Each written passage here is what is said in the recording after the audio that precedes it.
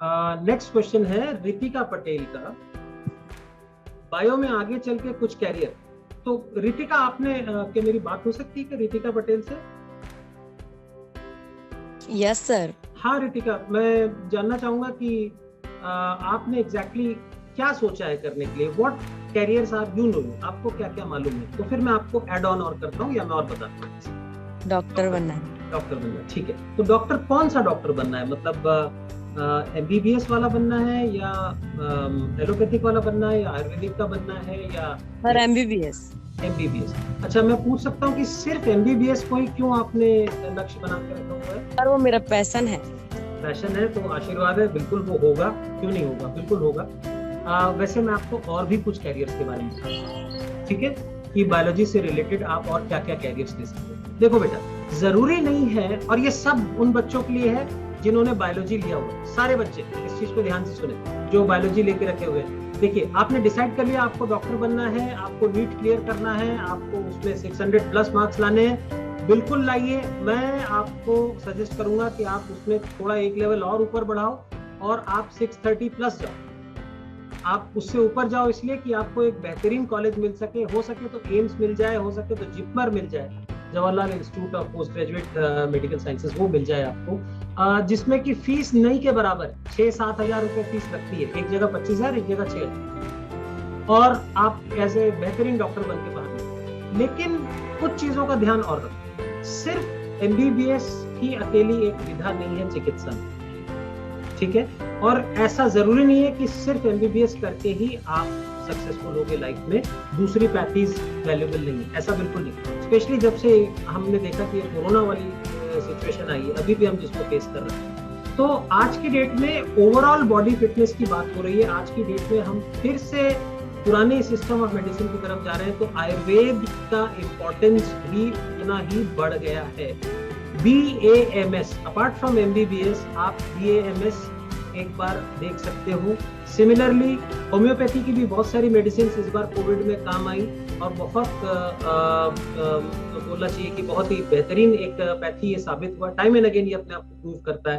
तो BHMS ये भी एक पर्टिकुलर डिग्री है जिसको आप होम्योपैथी, इसको भी आप देख सकते हो, ठीक है। अब आप बोलोगे कि मैं क्यों होम्योपैथी और आयुर्वेद की तरफ बात कर रहा हूँ, इसके पीछे कुछ रीजन है बेटा, मैं क्यों बोल रहा हूँ। देखिए, आजकल सब कुछ प्रेजेंटेशन पे डिपेंड करता है कि आप किसी चीज को कैसे प्रेजेंट करते हैं, ठीक है।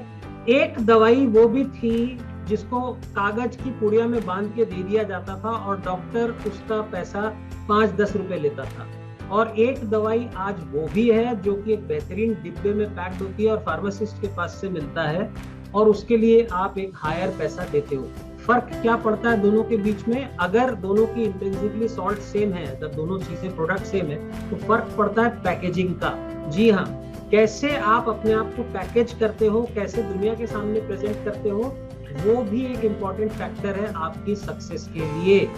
तो आपने देखा होगा, अगर आप कभी टाइम्स ऑफ इंडिया पढ़ते हो, टाइम्स ऑफ इंडिया खोलोगे तो टाइम्स ऑफ इंडिया में आप देखोगे कि उसमें हर दिन लगभग एक ना एक एडवर्टीजमेंट रहता है, काफी बड़ा सा, और वो एडवर्टीजमेंट की कीमत मैं आपको बताऊं मिनिमम 3 से 4 लाख या 5 लाख रुपए होगी। और अगर वो हर दिन आ रहा है, मतलब आप एक सप्ताह में कितना खर्चा होता है कैलकुलेट कर लीजिए। बेक्सन्स होम्योपैथी का रहता है, या पॉल का रहता है, या बेक्सन्स का रहता है। कैसे रहता है? इसलिए रहता है क्योंकि ये कंपनीज इतना पैसा अर्न कर रही है, इतना पैसा इनको मिल रहा है, और ये बेस्ड क्या है? होम्योपैथी पे बेस्ड है, कुछ आयुर्वेद पे बेस्ड है, पतंजलि आपके सामने है केस, ठीक है।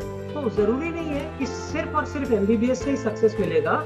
सक्सेस आपकी BAMS में भी है, BHMS में भी है, यूनानी एवं सिद्धा जो एक और पैथी उसमें भी है, और आजकल एक नेचुरोपैथी का भी एक सिस्टम चला, योगा एंड नेचुरोपैथी, ये भी एक बहुत पॉपुलर चीज है। इसलिए क्योंकि देखिए, हम फिर वापस योगा की तरफ जा रहे हैं, हम फिर वापस नेचर की तरफ जा रहे हैं। तो ये भी कुछ इंपॉर्टेंट फील्ड्स हैं जिनको आप ध्यान में रख सकते हो, जिनको आप सेकेंडरी कैरियर बना सकते हो या प्राइमरी भी बना सकते हो। आपके पैशन के हिसाब से उतना सक्सेस आपको मिल सकता है, ठीक है।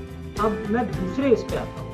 देखिए, और कुछ पैरामेडिकल की कोर्सेज हैं जो कि इक्विवेलेंट है, लगभग इक्विवेलेंट, और आर वेरी गुड अर्निंग। एक सक्सेसफुल कैरियर का ग्राफ क्या होगा? जिसमें आपको अच्छा लगे और आपके पास पैसे भी है, ठीक है, पैसे नहीं आ रहे हैं, कुछ नहीं आ रहे हैं, लेकिन मुझे बहुत अच्छा लग रहा है, तो ये अच्छा ज्यादा दिन तक नहीं लगेगा। कुछ ऐसा चीज जिसकी जरूरत, मैंने कहा था ना दुनिया को जिसकी जरूरत है। देखिए एक्सीडेंट्स होते हैं, सड़कें बढ़ती जा रही हैं, गाड़ियां उतनी बढ़ती जा रही हैं। जब गाड़ियां बढ़ रही हैं, सड़कें बढ़ रही हैं, तो एक्सीडेंट्स भी होंगे। अगर एक्सीडेंट्स होते हैं तो फ्रैक्चर्स होते हैं, और अगर फ्रैक्चर्स होते हैं तो आप किस डॉक्टर के पास जाते हो? आप जाते हो ऑर्थोपेडिशियन के पास। रायगढ़ में डॉक्टर पटेल, ऑर्थोपेडिशियंस के पास आप जाते हो, ठीक है। तो अब ऑर्थोपेडिशियन के पास आप जाते हो तो वो क्या करते हैं? वो या तो प्लास्टर चढ़ा देंगे, या तो वो ऑपरेट करेंगे, या तो उसमें कोई प्रोस्थेटिक लगेगा, जो भी एक मतलब उनका इलाज का रहेगा वो करेंगे। लेकिन वो इलाज होने के बाद उनकी पर्ची में एक चीज लिखी रहती है, वो लिख देते हैं अक्सर। क्या लिखते हैं वो? कि 2 months exercise, regenerative exercise with कौन? फिजियोथेरेपिस्ट। तो एक फिजियोथेरेपिस्ट का कैरियर भी बहुत इंपॉर्टेंट है। एक और चीज बता दूं, फिजियोथेरेपिस्ट आज की डेट में डॉक्टर लिखते हैं, लेकिन पीछे ब्रैकेट में उनको एक पीटी लिखना पड़ता है, जो शायद बहुत लोग नहीं फॉलो करते हैं। ये करना चाहिए, डॉक्टर के साथ एक ब्रैकेट में पीटी, फिजियोथेरेपी। और ये बहुत सक्सेसफुल फील्ड है। एक तो इसलिए सक्सेसफुल है क्योंकि इसकी डिमांड बढ़ती जा रही है दिन ब दिन। सबको, किसी को आर्थराइटिस का प्रॉब्लम है, अब फ्रोजन शोल्डर, ये एक तकलीफ बहुत कॉमन हो गया था सबके बीच। मैं समझता हूँ हमारे बीच में बहुत सारे सीनियर लोग भी हैं, वो भी इससे कभी ना कभी ग्रस्त रहे होंगे। तो ये फ्रोजन शोल्डर का सबसे अच्छा इलाज फिजियोथेरेपिस्ट के पास होता है। डॉक्टर के पास जाने की जरूरत ही नहीं पड़ती, वही उसमें कुछ एक्सरसाइजेस बताते हैं, कराते हैं, फ्रोजन शोल्डर ठीक हो जाता है। तो आप बेहतरीन ढंग से कमाई कर सकते हो और बहुत सक्सेसफुल हो सकते हो if you are a good and effective physiotherapist. 4.5 साल में आपका ये कंप्लीट हो जाता है विद योर इंटर्नशिप, ठीक है।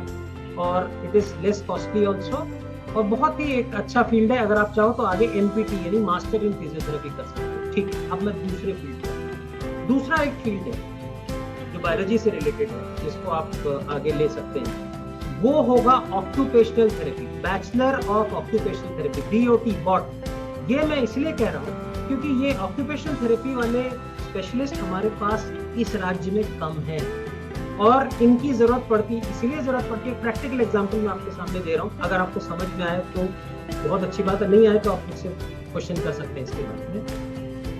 ब्रेन स्ट्रोक के केसेस बहुत ज्यादा हैं आज के पूरे इसमें आप देखोगे तो ब्रेन स्ट्रोक के बहुत केसेस हैं। इसमें होता ही है कि शरीर की बहुत सारी विधाएं बिल्कुल नहीं के बराबर हो जाती है, क्योंकि ब्रेन इफेक्टेड होता है, तो बहुत सारी चीजें आप नहीं कर पाते, भूल जाते हो, नहीं कर पाते। तो ऐसे में जब तमाम इलाज हो जाता है और घर आ जाता है पेशेंट, उसके बाद उसके साथ एक केयर टेकर रहता है। फिर फिजियोथेरेपिस्ट की बारी आती है। फिजियोथेरेपिस्ट उनको फिर से एक्सरसाइजेस वगैरह करा के उनके मसल्स को स्ट्रेंथन करते हैं। लेकिन जो रियल लाइफ में वापस आना है, छोटे छोटे काम, जैसे मान लो ये टाई पहना है, तो ये टाई पहनना, शर्ट के बटन लगाना, टाई तो फिर डिफिकल्ट हो, शर्ट के बटन लगाना,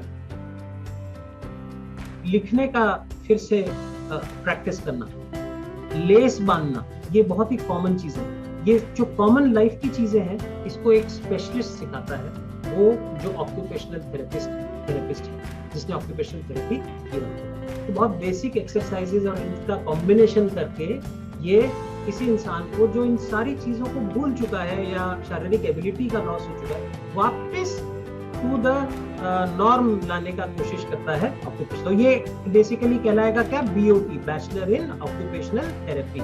ये भी एक बहुत अच्छा एक फील्ड है, इसको भी आप चाहो तो आप देख सकते हो। एक और आजकल फील्ड आ रही है जो कि बहुत चल रही है, और अक्सर आप अगर कैरियर गाइडेंस चैनल्स अगर आप यूट्यूब में कभी देखें तो उसमें इस बारे में बताया जाता है। और वो अच्छा इसलिए क्योंकि उसमें सैलरी बहुत अच्छी है। Salary would be somewhere around 40-45,000, और ये एम्स वगैरह में है, ये कोर्स सिलेक्टेड इंस्टीट्यूशंस में एम्स में है। ये है BA-SLP।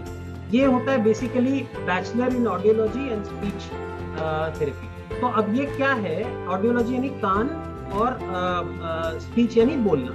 तो जो जिनको कान से रिलेटेड है प्रॉब्लम, या स्पीच से रिलेटेड या बोलने से रिलेटेड प्रॉब्लम है, ये आजकल बहुत कॉमन है। तो एट ए पर्टिकुलर एज के बाद कम सुनाई देना, क्योंकि हम जिस तरह के एनवायरनमेंट में शोरगुल में जी रहे हैं, उसमें बहुत सारा ये इश्यूज होता है। तो अब ये यहाँ पे इन लोगों को बहुत अच्छी एक जॉब अपॉर्चुनिटी है जो ये करते हैं। इसमें भी BSc और MSc है, इसमें PG सर्टिफिकेट्स भी है। तो अगर आप इस चीज को करते हो तो you have a very good standing chance of being employed in a good hospital at a very good salary which starts from 40,000 onwards. इसी तरह आगे आप चाहो तो कैरियर अगर थोड़ा सा आपको मूव करना है तो आप एग्रीकल्चर की तरफ भी देख सकते हो, उसमें भी बहुत सारे कैरियर ऑप्शंस हैं आपके पास आगे जाके, और भी कुछ है अपार्ट फ्रॉम एग्रीकल्चर। आप चाहो तो कुछ ऐसे कॉमन ऑप्शंस पे भी जा सकते हो जिनमें की स्पेसिफिक सब्जेक्ट स्पेसिफिक एक्सपर्टाइज नहीं मांगा जाता। ठीक है, मैं समझता हूँ इतना इन्फॉर्मेशन काफी होगा। आप इसको प्रॉमिस करें कि आप इनको एक्सप्लोर करेंगे और जिंदगी में हमेशा बेटा वेल इन्फॉर्म्ड रहिए, ज्यादा से ज्यादा इन्फॉर्मेशन आपके पास रहनी चाहिए। Right, can there be another question?